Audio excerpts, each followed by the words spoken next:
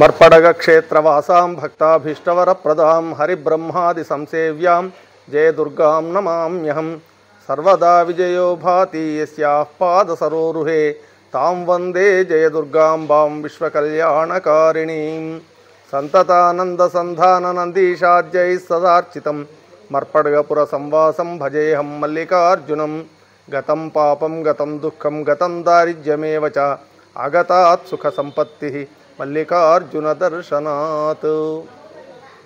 సిద్దిపేట జిల్లా కొండపాక మండలం మర్పడగ గ్రామంలో వేసినటువంటి శ్రీ విజయదుర్గా సమేత సంతాన మల్లికార్జున స్వామి క్షేత్రం. ఇది సుమారు 1100 సంవత్సరాల ప్రాచీనమైన చరిత్ర కలిగినటువంటి సిద్ధ తపోక్షేత్రం. ఇక్కడ ప్రతి నెల ఆర్ద్రా నక్షత్రం రోజు ఆర్ద్రా మహోత్సవం పేరిట ఒక మాసోత్సవం జరుగుతుంది. ఆరుద్ర శివుడి జన్మ నక్షత్రం, అందుకోసమని ప్రత్యేకించి ఈరోజు ఇక్కడ ప్రత్యేకమైన కార్యక్రమం జరుగుతుంది. ముఖ్యంగా ఆర్ద్రా మహోత్సవం జరపడానికి ప్రధానమైనటువంటి కారణం ఏమిటంటే, మనిషి తన నిత్య జీవితంలో ఎదుర్కొనేటటువంటి సమస్యలలో ప్రధానమైనటువంటిది సంతాన సమస్య, రెండవది ఆర్థిక సమస్య. సంతానలేమి లేదా ఉన్నటువంటి సంతానం యోగ్యమైనటువంటి స్థితిలో జీవించగలిగే స్థితి ఉండడం, ఆర్థికంగా ఎదుగుబొదుగు లేకుండా ఏ కార్యక్రమాలు నిర్వహించినా కూడా అభివృద్ధి అనేది లేకుండా ఉన్నటువంటి వాళ్ళ కోసం, ఈ రెండిటి కోసం కూడా రుద్రాధ్యాయము, సూత సంహిత, తర్వాతకు మొదలైనటువంటి గ్రంథాల ఆధారంగా చేసుకొని ఆర్ద్రా మహోత్సవం కార్యక్రమాన్ని రూపొందించడం జరిగింది. ఇందులో ప్రధానంగా నమకము చమకము ఈ రెండింటిని కలిపి రుద్రము అని అంటారు. ఈ రుద్రములోని విశేషమైన మంత్రాలు, వాటికి శాస్త్రోక్త రీతిలో హవనం జరిపినప్పుడు అనేకమైనటువంటి కామ్యకర్మలకు ఫలితం అనేటటువంటిది వస్తుంది. అందులో ప్రధానంగా సంతానలేమితో బాధపడేటటువంటి వాళ్లకు ఇవాళ సమాజం ఎదుర్కొంటున్నటువంటి ప్రధానమైనటువంటి సమస్య సంతానం లేకపోవడం. లక్షలాది రూపాయలు వెచ్చించి సంతాన సాఫల్య కేంద్రాల చుట్టూ తిరిగి విసిగిపోతున్నటువంటి వాళ్ళు ఎందరో కనిపిస్తూ ఉంటారు. అట్లాంటి వాళ్లకు జాతకరీత్యా ఉండేటటువంటి దోషాలను గమనించి వాటిని గుర్తించి వాటికి తగినటువంటి పరిహారం చేయడం ద్వారా వాళ్లకు ఉన్నటువంటి దోషాన్ని తొలగించడం కోసం ఇక్కడ ప్రత్యేకమైనటువంటి హవన కార్యక్రమాలు జరుగుతూ ఉంటాయి. అందులో ఆర్ద్రా మహోత్సవం ఒకటి. ముఖ్యంగా సంతానం కలగకపోవడానికి రాహువు, కేతువు, కుజుడు, శుక్రుడు, రవి మొదలైనటువంటి గ్రహాల యొక్క స్థితి వల్ల అనేకమైనటువంటి దోషాలు ఏర్పడుతూ ఉంటాయి. దీంట్లో కాలసర్పదోషము, అపసవ్య కాలసర్పదోషము, సర్పదోషము మొదలైనటువంటి దోషాల వల్ల కూడా సంతానం కలగనటువంటి స్థితి కలుగుతూ ఉంటుంది. అయితే ఒక్కొక్క దోషానికి ఒక్కొక్క రకమైనటువంటి పరిహారం ఉంటుంది. బృహత్పరాశర హోరాశాస్త్రం లాంటి గ్రంథాలలో 100కు పైగా కారణాలు చెప్పినారు సంతానం కలగకపోవడానికి. అందులో బ్రహ్మశాపం, బ్రాహ్మణ శాపం, గురు శాపం, మాతుల శాపం, మేనమామ శాపం వల్ల కూడా సంతానం కలగదు. అదేవిధంగా పితృశాపం, మాతృశాపం, మార్జాల శాపం, సర్పశాపం, ఇట్లా అనేకమైనటువంటి కారణాలు చెప్పినారు. వాటిని సరైనటువంటి రీతిలో గుర్తించి వాటికి సరైనటువంటి పరిహారం చేసుకున్నట్టయితే ఫలితం రావడం అనేది మనం ఇక్కడ సంతాన మల్లికార్జున స్వామి క్షేత్రంలో గత 22-23 సంవత్సరాలుగా చూస్తూ ఉన్నాం. అయితే ఇక్కడ ఉన్నటువంటి పద్ధతి ఏమిటంటే, ఉదయం 6 గంటలకే స్వామివారి అభిషేకంతో కార్యక్రమం ప్రారంభమవుతుంది. తర్వాతకు కలశ స్థాపన జరుగుతుంది. నవగ్రహాలు, దిక్పాలకులు, తర్వాతకు రుద్రకలశ స్థాపన, ఆ తర్వాతకు సంతాన మల్లికార్జున స్వామికి పాశుపత విధానంలో, అంటే 5 నెలలు ఒకే రకమైనటువంటి పాశుపతం ఉండదు. ఒక్కొక్క నెల ఒక్కొక్క మంత్రం చేత సంపుటి చేసి పాశుపత విధానంలో మార్పు చేసి ఆ పాశుపతం సంతాన పాశుపత అభిషేకం జరుగుతుంది. ఆ తర్వాత సుబ్రహ్మణ్య స్వామి వారికి కూడా అభిషేకం జరుగుతుంది. సంతాన పాశుపత విధానంలోనే హవనం కూడా నిర్వహించడం జరుగుతుంది.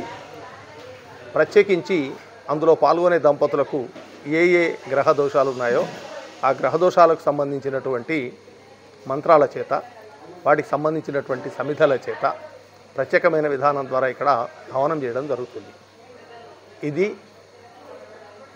సంతానానికి సంబంధించినటువంటి విషయం. ఆదివంజ మొదలైనటువంటి దోషాలు 10 రకాలైనటువంటి దోషాలు, దశవిధ వంజా దోషాలు ఉంటాయి అని చెప్పని శాస్త్రాలు పేర్కొన్నాయి. వాటికి పరిహారం కూడా శాస్త్రం చెప్పింది. వంజాపి కాకవంజాపి మృతవంజాపి పార్వతి సాపి సంవత్సరాదేవ గర్భదత్తే మనోహరం. వంజ అంటే అసలే సంతానం కాకుండా ఉండేటటువంటి స్త్రీని వంజ అంటారు. ఒకే ఒక సంతానమే మళ్ళీ సంతానం కలిగినటువంటి స్త్రీని కాకవంజ అంటారు. మృతవంజ అంటే సంతానం కలుగుతుంది కానీ పిల్లలు బతకరు, గర్భపాతం అయిపోవడం, లేదా పుట్టినటువంటి వాళ్ళు ఏడాదిలోగానో 2 ఏళ్లలోగానో చనిపోవడం, అమితమైనటువంటి గర్భశోకం తల్లిదండ్రులకు కలగడం అనేటటువంటి మనం చూస్తూ ఉంటాం. ఈ 3 రకాలైనటువంటి దోషాలకు వంజాదోషము, కాకవంజాదోషము, మృతవంజాదోషము, ఈ మూడిటికి కూడా శాస్త్రం చెప్పిన విషయం ఏమిటంటే శాస్త్రోక్తమైన రీతిలో పరిహారాలు చేసుకున్నట్టయితే సంవత్సరంలోగా వాళ్ళకి ఫలితం కనిపిస్తుంది అనేటటువంటిది శాస్త్రవచనం. అదేవిధంగా ఇక్కడ మనకు ఫలితాలు కూడా కనిపిస్తూ ఉన్నాయి. తర్వాత రెండవది ఆర్థికపరమైనటువంటి ఇబ్బందులు ఎదుర్కొంటున్నటువంటి వాళ్లకు కూడా ఆర్ద్రా నక్షత్రం రోజున రుద్రములోని ప్రత్యేకమైనటువంటి అనువాకాలకు నల్ల ఆవు నెయ్యితోనే కనుక హవనం చేసినట్టయితే వాళ్ళ సమస్యలు తొలగిపోతాయని చెప్పబడి ఉంది. కాబట్టి వాళ్ళందరికీ కూడా మేలు కలిగే విధంగా ఇక్కడ జరిగేటటువంటి కార్యక్రమంలో ప్రత్యేకమైనటువంటి హవన విధులు నిర్వహిస్తూ ఉంటాం. దాని ద్వారా కూడా చక్కటి పరిష్కారం అనేది మనకు కనిపించడం ఇక్కడ చూస్తూ ఉన్నాం. ఈ 2 సమస్యలతో పాటుగా ఆలస్య వివాహం కాకపోవడానికి కూడా అనేకమైనటువంటి కారణాలు జాతకరీత్యా ఉంటాయి. వాటికి కూడా పరిశోధన చేసి సరైనటువంటి రీతిలో పరిహారం చేసుకున్నట్టయితే చక్కటి ఫలితం ఉంటుంది. ఇక్కడ క్షేత్రంలో సుబ్రహ్మణ్య స్వామి కూడా ఉన్నాడు.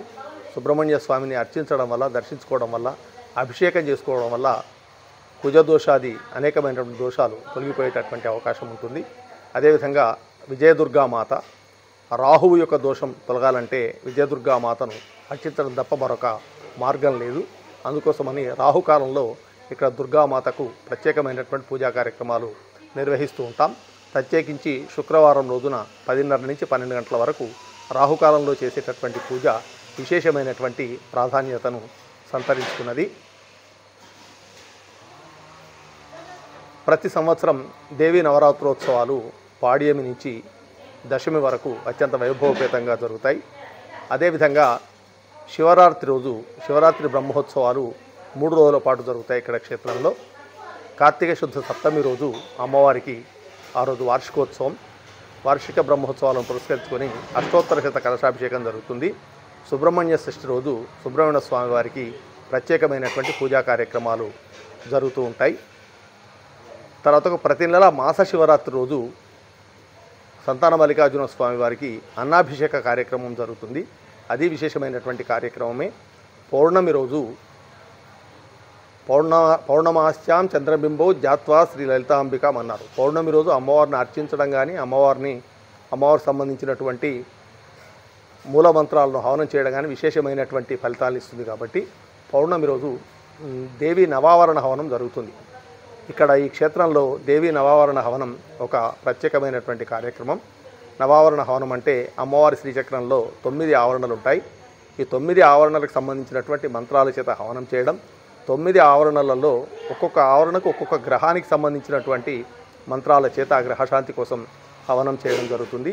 9 ఆవరణల్లో విశేషమైనటువంటి ద్రవ్యాల చేత, అంటే ఒక్కొక్క ఆవరణలో 9 రకాల ద్రవ్యాల చేత హవనం చేయడం జరుగుతుంది. ఒక ఆవరణలో 9 రకాలైన అన్నప్రసాదాలను సమర్పిస్తాం.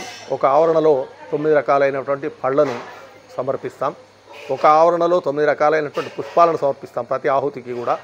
ఒక ఆవరణలో 9 రకాలైనటువంటి మధుర పదార్థాలు స్వీట్లను సమర్పిస్తాం. ఒక ఆవరణలో 9 రకాలైనటువంటి డ్రై ఫ్రూట్స్ను సమర్పిస్తాం. ఒక ఆవరణలో 9 రకాలైనటువంటి తాంబూలాలను సమర్పిస్తాం. ఒక ఆవరణలో 9 రకాలైనటువంటి సుగంధ ద్రవ్యాలను సమర్పిస్తాం. ఒక ఆవరణలో 9 రకాలైనటువంటి సమిధల చేత హవనం చేస్తాం. 9 ఆవరణలకు 9 పూర్ణాహుతులు ఉంటాయి. చివరిలో మహాపూర్ణాహుతి ఉంటుంది. ఇది ఒక ప్రత్యేకమైనటువంటి విశిష్టమైనటువంటి అమ్మవారి అర్చనలో, ఆరాధనలో, ఉపాసనలో ఉండే ప్రత్యేకమైనటువంటి కార్యక్రమం ఇది. ఇది ప్రతి నెల పౌర్ణమి రోజు జరుగుతుంది. ప్రతి నెల ఆర్ద్ర నక్షత్రం రోజు, ఇంతకుముందే చెప్పుకున్నట్టుగా ఆర్ద్ర అంటే శివుని యొక్క జన్మ నక్షత్రం కాబట్టి ఈరోజు ఆర్ద్రా మహోత్సవం పేరిట రుద్రహవనం వివిధ పాశుపత విధానాలలో జరుగుతూ ఉంటుంది. ఇవి ఇక్కడ జరిగేటటువంటి కార్యక్రమాలు. కాబట్టి ఈ ఛానల్ సుప్రభాతం మరియు చిత్రభక్తి ఛానల్ వీక్షిస్తున్నటువంటి వీక్షకులందరూ కూడా అత్యంత మహిమాన్వితమైనటువంటి తపోభూమిగా పేరొందిన మర్పడగ క్షేత్రాన్ని, విజయదుర్గా సమేత సంతాన మల్లికార్జున స్వామిని, ఇక్కడ కొలువైనటువంటి సుబ్రహ్మణ్య స్వామిని దర్శించుకొని వారు ఎదుర్కొంటున్నటువంటి నిత్య జీవితంలో జరిగేటటువంటి అన్ని కార్యక్రమాల్లో పరిపూర్ణమైనటువంటి విజయం సాధించాలని ఆశిస్తూ అందరినీ క్షేత్రం దర్శించవలసిందిగా ఆహ్వానిస్తున్నాం.